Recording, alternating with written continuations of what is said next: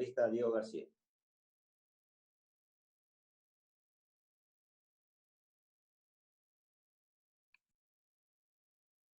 Gracias, presidente. Buenas tardes. Buenas tardes a los colegas asambleístas.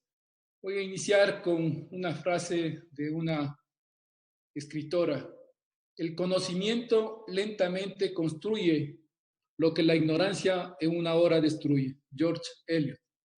La Universidad Pública del Ecuador acaba de sufrir una disminución de cerca de $100 millones del presupuesto anual 2020. Con esa medida, la universidad pública estará obligada a reajustar sus planes operativos, administrativos y, lógicamente, irá en desmedro de la oferta académica del país. Los más afectados, la juventud ecuatoriana universitaria, que proviene de hogares de escasos recursos económicos y que han sido muy golpeados duramente por esta crisis sanitaria, violando el artículo 165, numeral 2 de la Constitución. La Academia ha enviado varias recomendaciones para corregir el déficit fiscal. Lamentablemente, no han sido considerados en el tratamiento de esta ley, que de urgentes no tienen nada. Rechazamos el recorte presupuestario de las universidades públicas. La emergencia sanitaria va a tener un profundo impacto en el territorio en todos los ámbitos de vida de sus habitantes. La Asociación de Municipalidades del Ecuador nos reporta hoy que 115 funcionarios de las municipalidades han fallecido y 19 alcaldes que han dado positivo por el COVID-19. Mi sentimiento de pesar y solidaridad a todos sus familiares.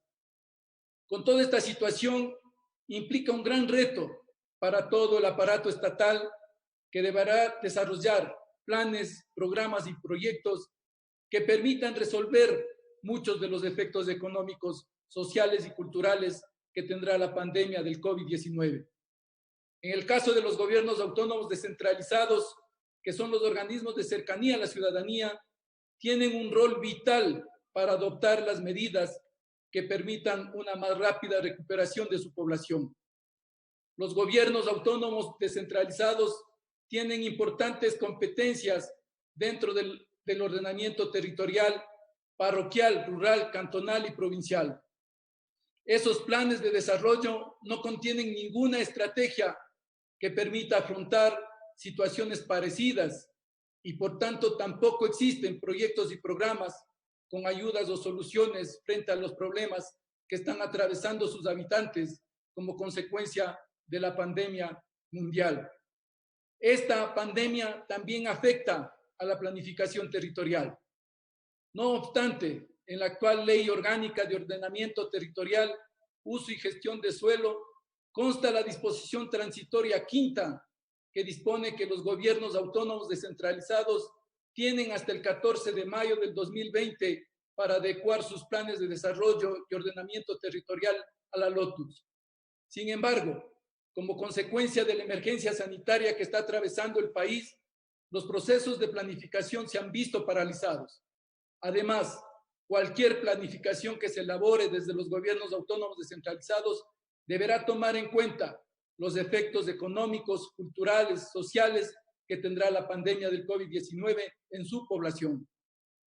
Por lo que, de aprobarse, los PDOTs del 14 de mayo no tendrán mayor utilidad para sus territorios, lo que obligará a que inmediatamente, después de aprobados, se deberá iniciar nuevamente un proceso de actualización, lo que implicaría un desperdicio de recursos públicos. Por otro lado, un componente importante para la planificación consiste en la participación ciudadana en la construcción y formulación de los planes, situación que en la presente emergencia resulta imposible de lograr, por lo que de aprobarse esos instrumentos tendríamos una planificación que carecería de legitimidad social. Por otro lado, los GATS han tenido un papel importante en la adopción de las medidas para paliar varios de los problemas de esta pandemia, pues asumieron varias responsabilidades del gobierno central, como la adquisición de pruebas, material de protección para hospitales públicos, entrega de alimentos a familias de escasos recursos. Sin embargo, su accionar tendrá una mayor incidencia una vez superado el aislamiento, pues deberán implementar también planes, programas y proyectos que permitan que las economías locales se recuperen. Para lograr esta finalidad deben contar con un respaldo legal que garantice su autonomía y les permita generar las condiciones económicas para favorecer la actividad productiva que genera el trabajo. No obstante, el proyecto de ley orgánica de ordenamiento de finanzas públicas, de aprobarse como fue remitido, el Ejecutivo tendrá un efecto contrario al que se requiere para superar los efectos negativos de la crisis sanitaria. Establece limitaciones que afectarán la capacidad de los gobiernos autónomos descentralizados de ejercer sus competencias constitucionales. Lo anterior no significa que no se deben adoptar medidas para que los gobiernos locales tengan que sujetarse a ciertas restricciones en cuanto al gasto y el endeudamiento, pero estas deben ser coherentes con las responsabilidades de los gobiernos locales. En cuanto a gasto, en el proyecto de ley solo se establecen reglas claras para el gobierno central. Sin embargo, no existe ningún parámetro objetivo en cuanto a los gobiernos autónomos, aunque se autoriza que el Ministerio de Finanzas establezca la propuesta de los objetivos, límites y metas fiscales.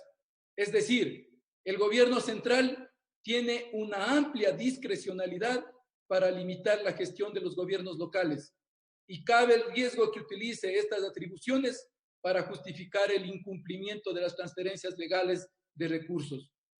Por lo anterior, las limitaciones fiscales a los gobiernos autónomos deberían estar determinadas de manera clara y no a criterios discrecionales y cambiantes del ente rector de las finanzas públicas, lo que afectaría su autonomía administrativa y financiera reconocida en el artículo 238 de la Constitución y que es desarrollada por los artículos 5 y 6 del Código de Organización Territorial, Autonomías y Descentralización. En el caso de que se establezca por ley límites al gasto de los gobiernos autónomos, estos solo deberían afectar los gastos permanentes para evitar que se incrementen injustificadamente. No obstante, en lo que se refiere a los gastos de inversión, estos deberían incrementarse de acuerdo a los objetivos contemplados en la planificación para superar los problemas existentes en el territorio. Una medida diferente lo único que logrará es condenar a los ecuatorianos al subdesarrollo. En el caso de las limitaciones a la seguridad social que contempla el proyecto, existen problemas que afectarán el cumplimiento de sus obligaciones en favor de sus afiliados. En ese sentido, el incremento de los gastos de la seguridad social deberá responder al aumento de los beneficiarios, sin que se pueda imponer una restricción basada exclusivamente en el crecimiento del PIB. En todo caso, esas reglas solo podrían afectar los gastos administrativos y de personal, pero nunca lo relativo a las prestaciones, pues de lo contrario serían inconstitucionales al afectar su derecho a recibir sus prestaciones. Además, en el proyecto existen otras disposiciones que afectarían la autonomía de los gobiernos autónomos y de la seguridad social, convirtiéndose en una violación permanente a la Constitución. En el artículo 36, que reforma el artículo 152 del Código Orgánico de Planificación y Finanzas Públicas, se reduce el plazo que una institución puede estar en mora de remitir la información financiera. Este artículo se refiere a todas las entidades públicas, incluidos los gobiernos autónomos descentralizados, y la consecuencia del no envío de la información es la suspensión de las transferencias económicas desde el Ministerio, situación que afecta el artículo 271 de la Constitución. En la sección 2, capítulo 2 del título cuarto, denominado de las reglas fiscales, que se propone incorporar a través del artículo 41 del proyecto de ley orgánica para el ordenamiento de las finanzas públicas, se incluye el límite al endeudamiento para las empresas públicas. Recordarles que las empresas públicas que son generadas por parte de los gobiernos autónomos descentralizados también tienen su autonomía, razón por la cual les limitaría el accionar y, lógicamente, sus planes de desarrollo y sus planes de ejecución anual. En la sección 1, capítulo 4 del título 4 denominado de las reglas fiscales, que se propone incorporar a través del artículo 41 del proyecto de ley orgánica, se incluye el artículo con la determinación de metas fiscales sectoriales, facultando a un Comité Nacional de Coordinación Fiscal fijar, evaluar y actualizar las metas fiscales sectoriales de cada nivel de gobierno de las entidades, fuera del presupuesto general del Estado. Esto se constituye en una clara intromisión en la gestión administrativa y financiera de los gobiernos autónomos, pues desde el Ministerio de Finanzas se impondrán límites a los programas y proyectos que pueden ejecutar en el marco de sus planes de desarrollo.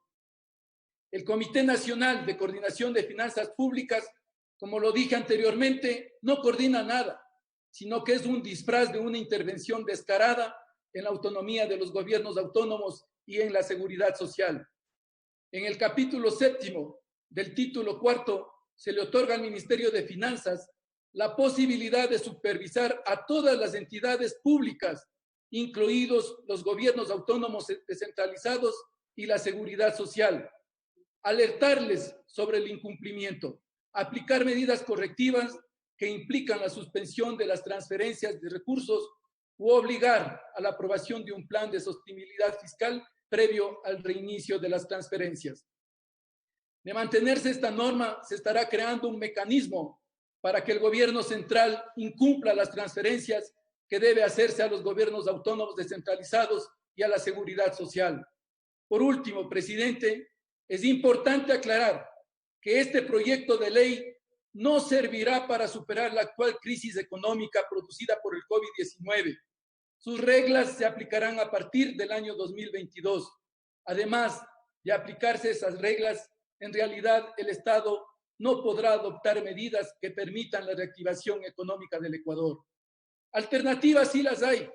Lástima que no exista voluntad para ponerlas en prácticas. Esta ley busca cumplir exigencias del Fondo Monetario Internacional por encima de las necesidades de los ecuatorianos.